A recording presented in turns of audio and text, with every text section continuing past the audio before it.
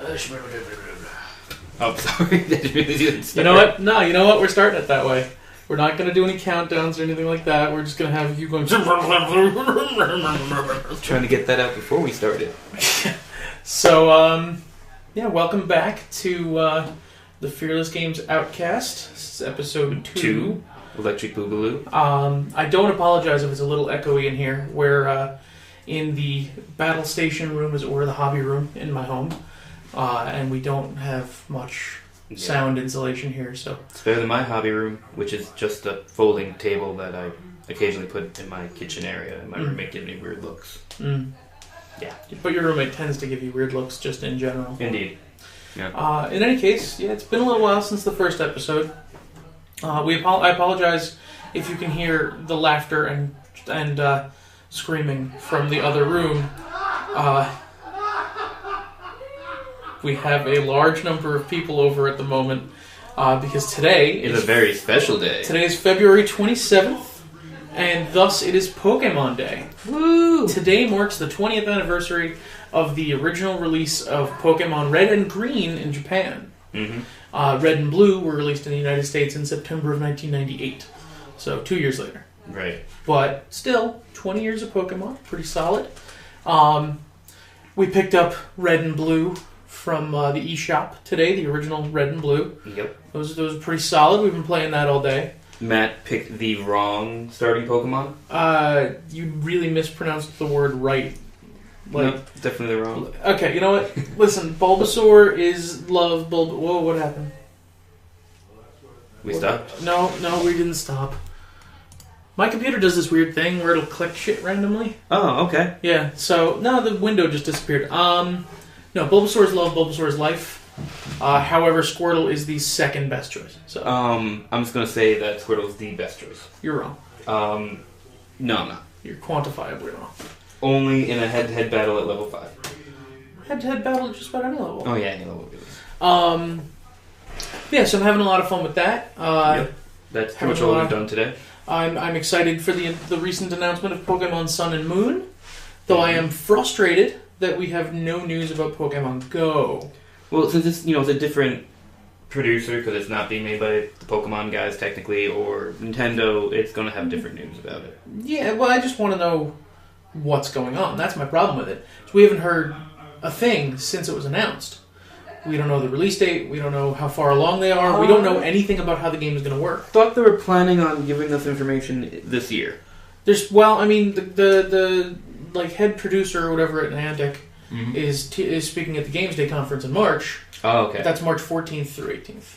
Oh, Pi Day, you say? Yeah. But during the announcement, it was supposed to be the release was supposed to be early 2016. Okay. In my opinion, after March, it's no longer early 2016. Yeah, it's like March is like the end of the first quarter of 2016. Right. Once you get into April, that's mid 2016. Yeah. It's just looking at what the plan is. It's going to be like Ingress, which was Niantic's other game, right? But with a Pokemon theme, which hopefully will make it better because Ingress got really boring really fast to me. Well, even beyond that, it's like Ingress in that you will be going around and events will occur on the map around you, but that's probably where the similarities are going to start and end. Hopefully. Like the combat system, I don't know what the combat system in Ingress is like, but it's not Pokemon. It's you click and you attack the nodes. Right. And then you use your little attacks. Hopefully it's just straight Pokemon battle system. Yeah, that would be the ideal, or at least something like it. Like a light version of it I'd be fine with, but if it's something of just hit Bulbasaur so that he does Vine Whip at the node, yeah, fuck that. Exactly. And I assume nodes will just be catching Pokemon spots or wild Pokemon pickups. Right, we don't know. My big concern about Pokemon Go, however, is how much data it's going to use. Oh, tons. Because I have a very small data plan. I have about a gig of data every month. So I might get boned. Let me think, because I was playing it, Ingress, on my current phone, which... I played on my current phone with my limited data plan, and I lost my unlimited because Verizon sucks. No, I love Verizon.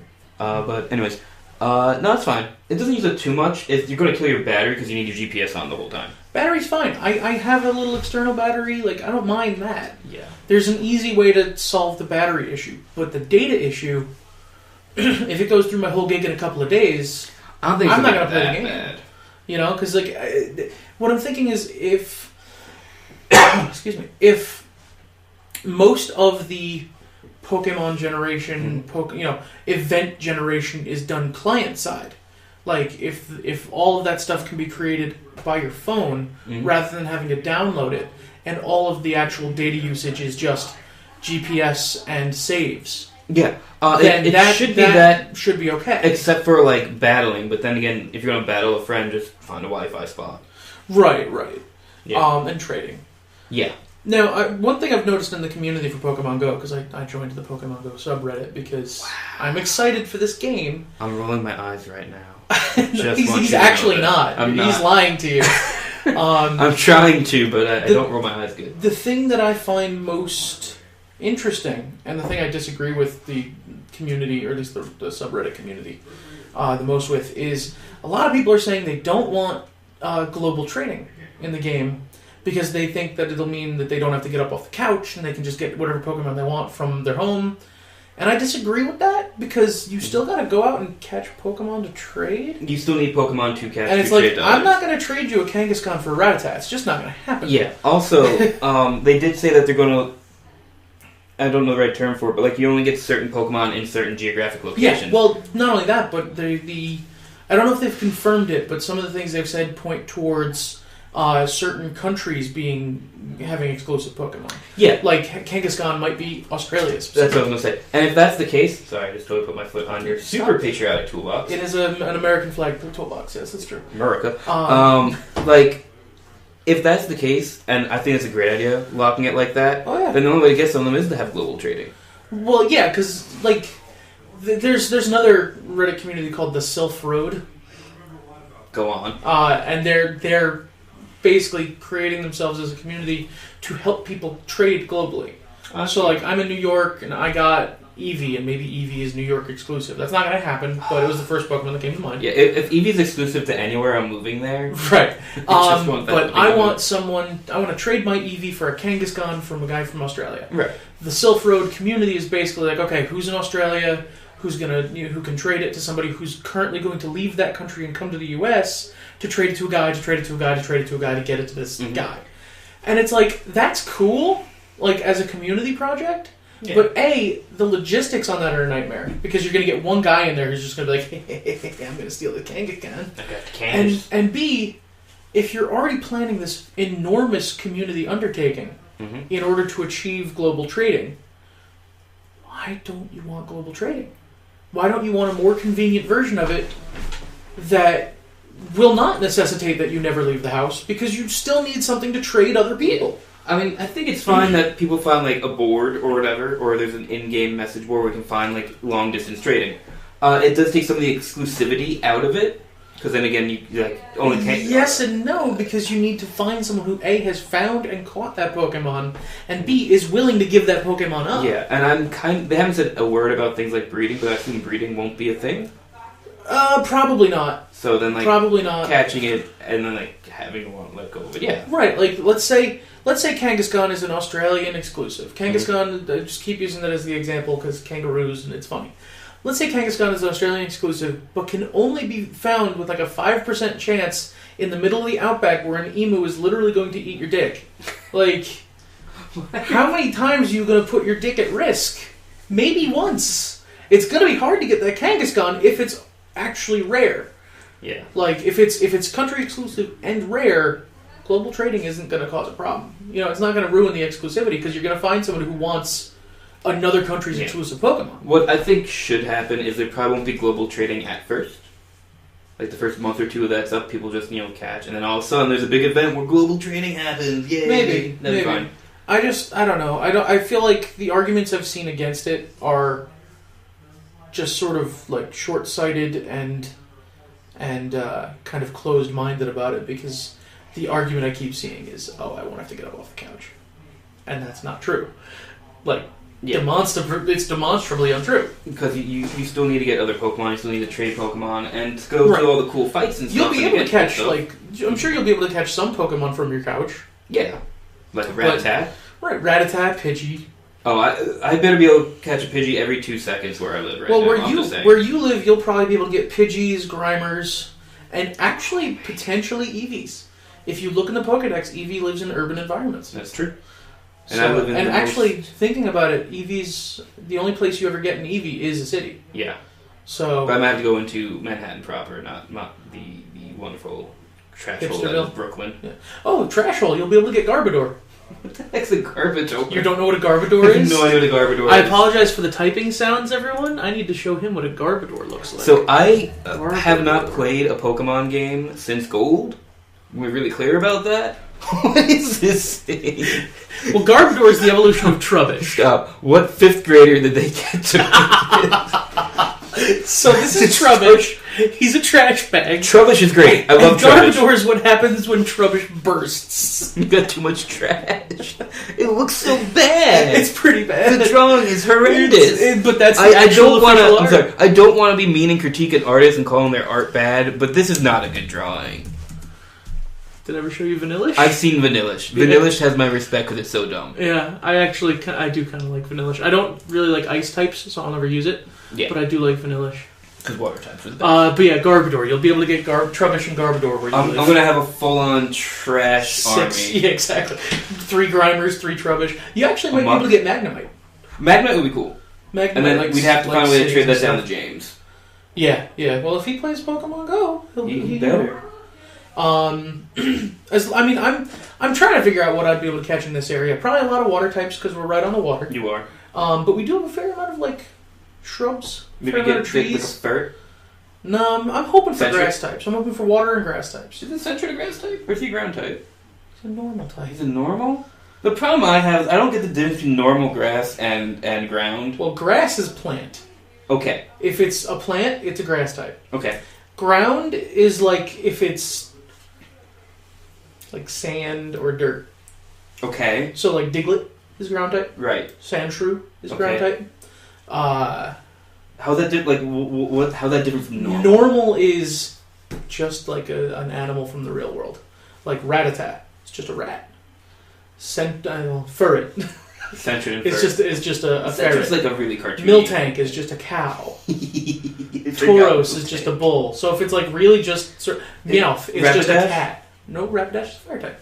But it's a horse on fire. What about Ponytail? Whatever it's called. Horse on fire. If it's an animal plus a thing. Okay, so if it's a normal animal plus a thing, it tends to be that thing. Like Psyduck is a water type, right? And he's a psychic or something. Is he water Psyduck psychic? I'm pretty sure Psyduck is just water. Is Golduck water psychic? We're gonna look at it. I think Golduck is water psychic, but Psyduck I'm pretty sure is just water. We're looking it up. See, I love Bulbapedia. I don't care what anybody says. Bulbapedia is one of the best named wikis. Just saying it. Psyduck is water type. Golduck is also just water type. But if you look at Psyduck and Golduck, they're that's not really like a normal looking duck. You got hands. Yeah, exactly. So it's a duck plus hands, thus water type. Okay. I kind of get that. This is really something that's always confusing. Like, what is the difference between normal and ground? I don't get this. Ground is very if it's there's earthy things that aren't rock. Rock. Right, exactly. Dirt, sand, clay, mud. I actually don't know if there's ever been a mud ground type. And the pollution Pokemons are all poison type? Yeah, pretty much. Grimer's poison. I'm pretty sure Trubbish is poison. I think those are the only 2 pollution types. Magnemite's electric. Well, Magnemite's electric steel. It's made out of metal. Now it's steel, yeah. Yeah. Steel didn't exist when Magnemite first came out. That's another thing that's throwing me off about playing blue and red again is that my type chart is all modern, so I don't really remember how the types worked out. I don't even know what the type chart is. I forget what types even existed. The type chart is you showed me before grass versus water, fire versus grass. It's just a big box that shows you what types are good against what. Yeah. Fairy type didn't exist in red and blue. So it's true. They were just normal types, weren't they? Yeah. Like Clefable was normal? Yep. A lot of things that became fairy were normal before. Mm-hmm. Which probably only added to your confusion. Yeah. Because Big change. Clefairy and Jigglypuff don't fall under my categorization of normal animal. Right. But now they're fairy types, so it's okay. Right. It makes sense then. But Eevee, normal animal, it just sort of looks like a fluffy little adorableness. So, on Eevee, Eevee's my favorite. Yes. I didn't say that 4 times already in this podcast. I don't know anybody who doesn't like Eevee. So Eevee's one of those like solid favorites to have. Because it always turns out something people really like. Well, even beyond that, I don't know anybody who dislikes base Eevee. Because it's adorable. Yeah. But we need more Eevee types. Yes. I need all the Eevees. I want an Eevee for every type. Yeah. And there's 18 types. And we only have... He's counting on his fingers. We have 8 Eevees. Counting on his fingers. Not including Eevee itself. Right. I would love for there to be an Eevee evolution that is just by levels. Yeah. Like if you get your regular Eevee to like level 60. And it should be called an Eeveon. Like have had this conversation. Yeah, exactly. And it's just like a bigger Eevee, it's still brown and white and just skinnier looking. I don't understand why they haven't released more Eevee types. Maybe with Sun and Moon we'll get we'll get like Luneon and Soleon and how would those be different from Espeon and Umbreon? Types. Is it gonna be a sun type and a moon type now? Oh god, I hope not. Yeah, I don't know. I mean, it would be really cool if we got a dragon type to go with Sylveon, because fairies, they don't really. Dragon sucks against fairy. So that would be neat. I want a ghost type one too. I mean, that sounds a little negative, but I really. It all depends on how they evolve. Like the ideal way to evolve an Eevee into a ghost type would be for Eevee to pass out, and then it evolves because basically it died. Yeah. What'll probably happen is. And this might be part of the reason they haven't given us a Ghost Eevee, is that there will probably be a location at which you level up Eevee and it evolves. Sort of like with getting Leafeon, you need to be at Grass Rock, or Moss Rock, sorry. And with like Glaceon, you need to be near like this ice thing. Right, those two is an area thing. Espeon and Umbreon are a time of day thing. Sylveon, you have to make it happy. Right, so with like a Ghost type, maybe you'd have to evolve it at like a haunted house. But then they need to include a haunted house in every game. Well, did they include like a mossy place and an ice place every game since they added Leafeon and Glaceon? I think so. Okay. Because like you need to be able to achieve those evolutions, otherwise what's the point? Well, like in gold and silver, there weren't like thunderstones and all that jazz.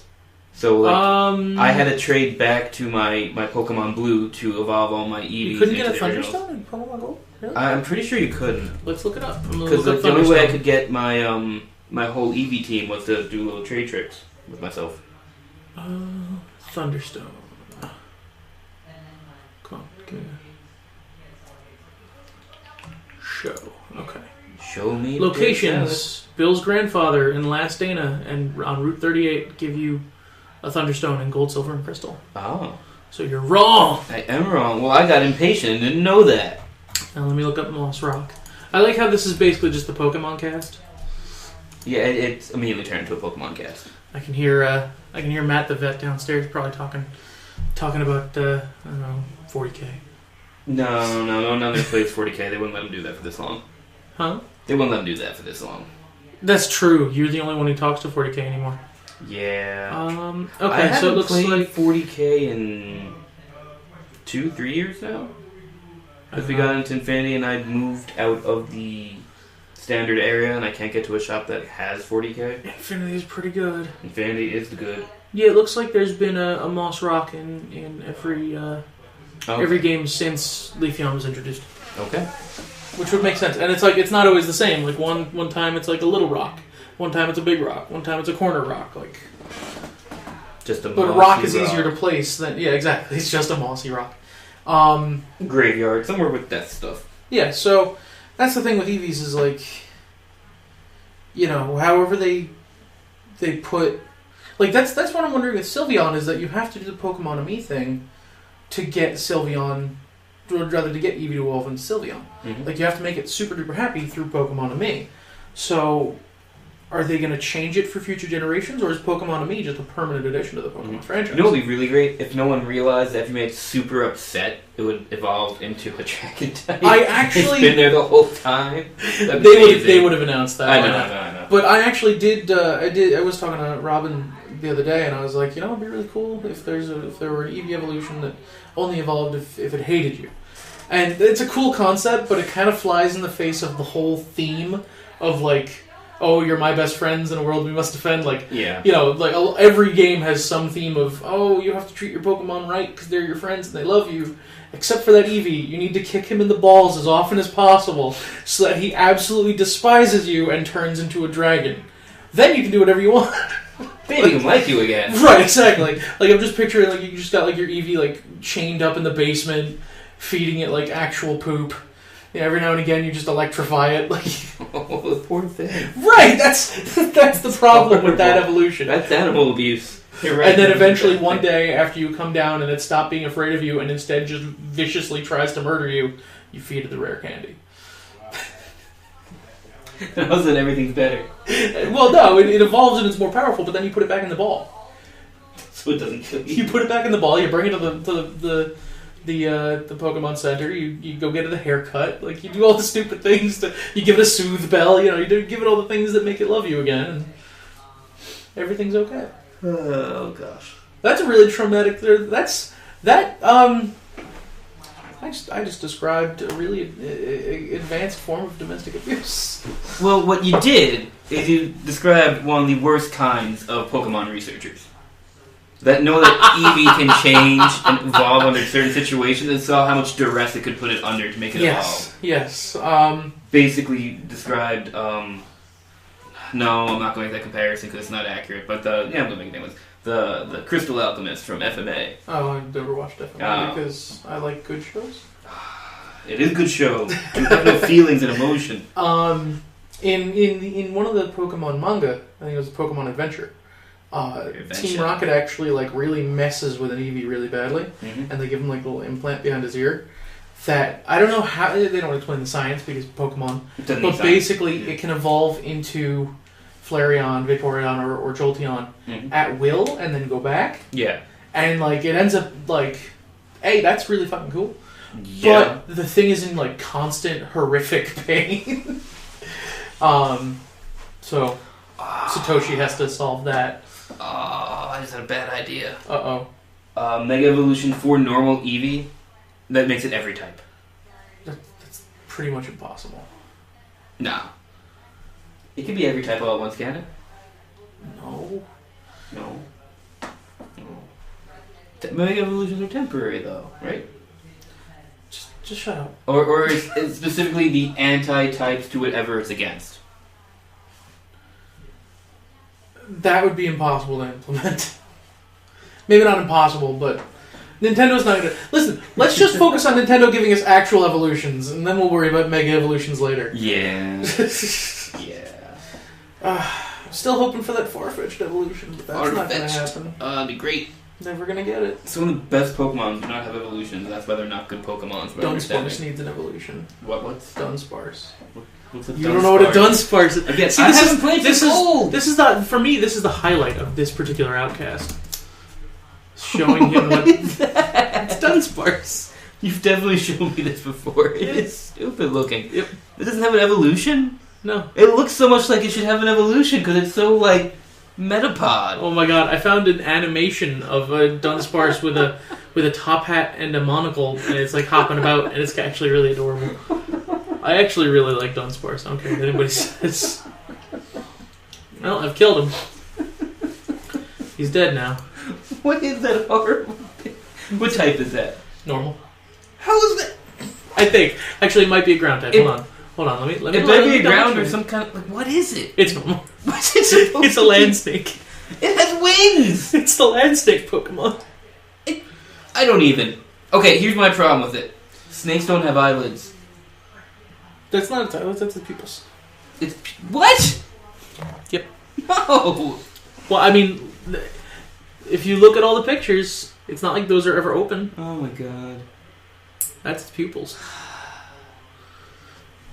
I hate Pokemon. You were doing better with the wings part. Yeah, but like you can do like the whole like ancient winged snake. Is that Aztec thing? You like this. I found a hyper realistic drawing of a Dunsparce, and it just says "Kill me."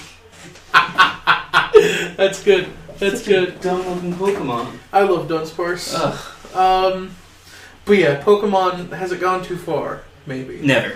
But I will buy every Pokemon. It hasn't gone too far until there's a soda can Pokemon. And a lamp Pokemon. Actually, I'm sure there's already a lamp Pokemon, isn't there?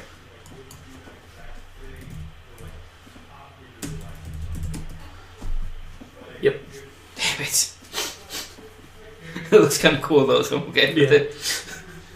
There's also a candle Pokemon. That makes sense. Yeah, it's called a Chandler? Well, that's the evolved version. Oh, that's adorable. It's almost like Chandler. Pokemon. Yeah. Chandelure. Excuse me.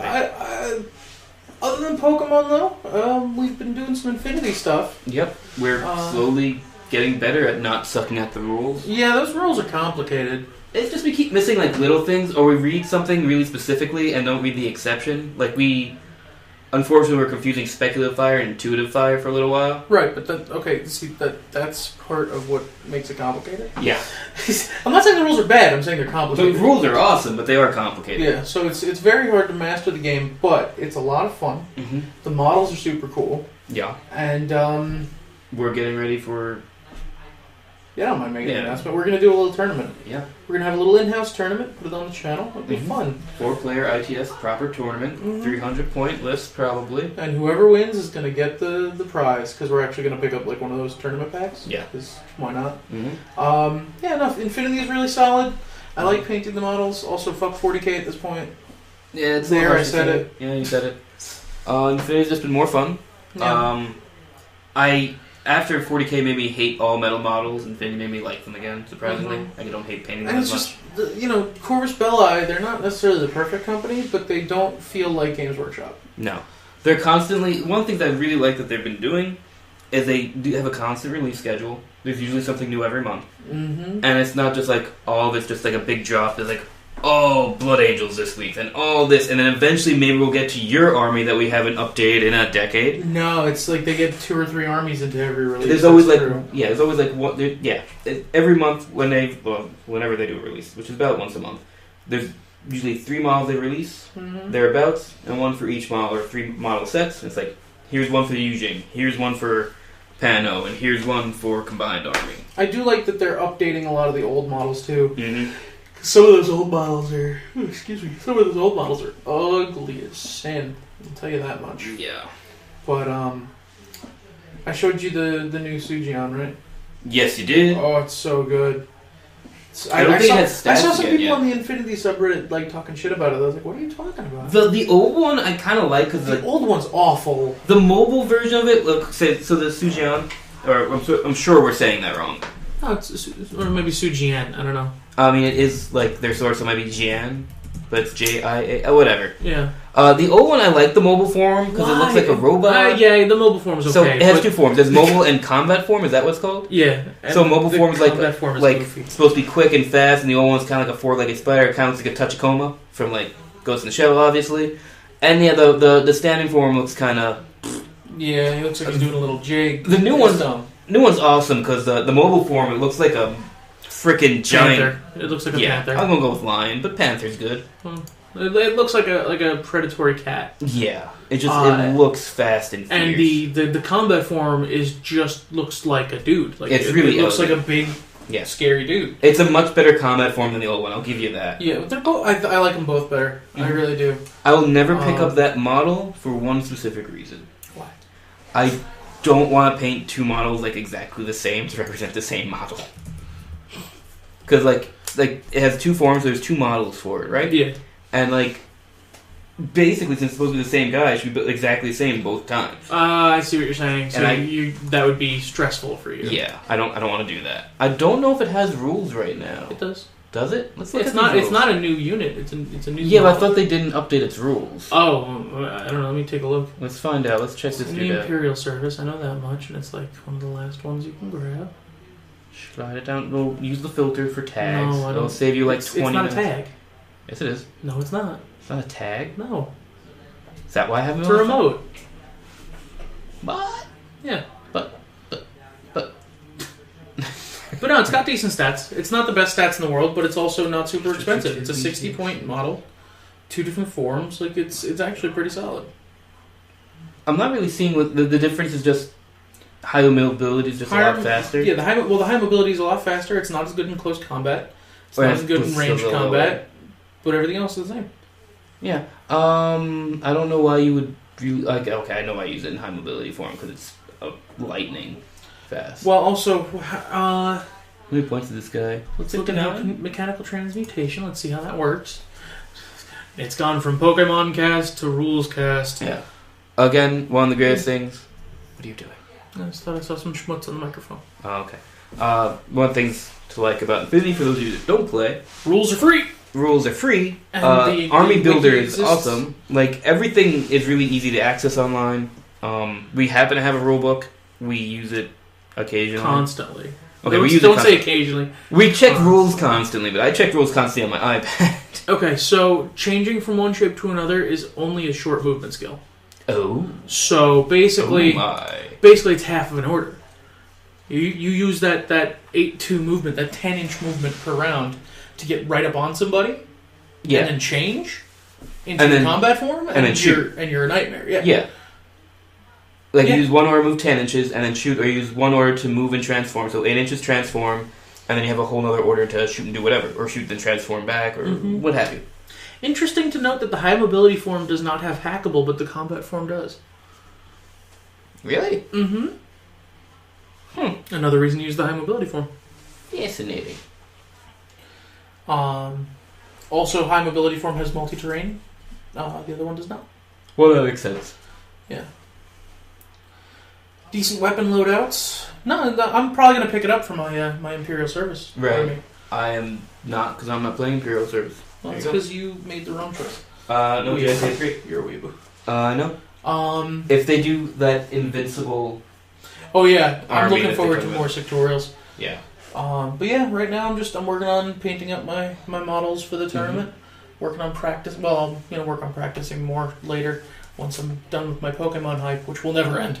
Yeah, it really won't. But how long have we been at this? I don't know. It's probably been short, but okay, we're just over 30 minutes. Normally, I would say we'd go longer. Yeah, but considering it's Pokemon Day. My 2DS is charging right now, but it should be just about charged by now. Yeah. And it's Pokemon Day, and I do have guests. Yes, you do. We're gonna cut this one short. No word from our sponsor this time, unfortunately. We don't have a sponsor. Don't tell them that. You did that last time too, you piece of garbage. Sorry. In any case, you're supposed to tell me when there's jokes that I'm supposed to not get or to get. No, you have to read my mind. I can't read your mind. Well, that's why we're not getting married. That's true. In any case, thanks for listening. We'll try and do an Outcast maybe once a month-ish. We're gonna try to do it. We're gonna try for once a month. We'd like to do it more often than that, but we have horrible schedules. It could be every 30 days. It could be every 60 days. Let's just say once a month right now, and hopefully we get to like once every 2 weeks in like a decade.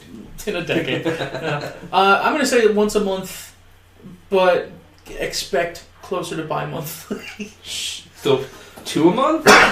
Bi-monthly is a very confusing phrase to me. Bi-monthly means every 2 months. So what's it mean maybe twice a month? Bi-weekly. That's every 2 weeks. Oh, that solved all my problems. Mm-hmm. Okay. Yeah. But there's more than 2 weeks in a month sometimes. 4 weeks. Brain. Stupid. It's not a perfect term, but a month is on average 4 weeks. Right. And you know it. Ow. Hitting him with my clippers. Alright. So yeah, thanks for listening. We hope that you'll listen to the next Fearless Games Outcast.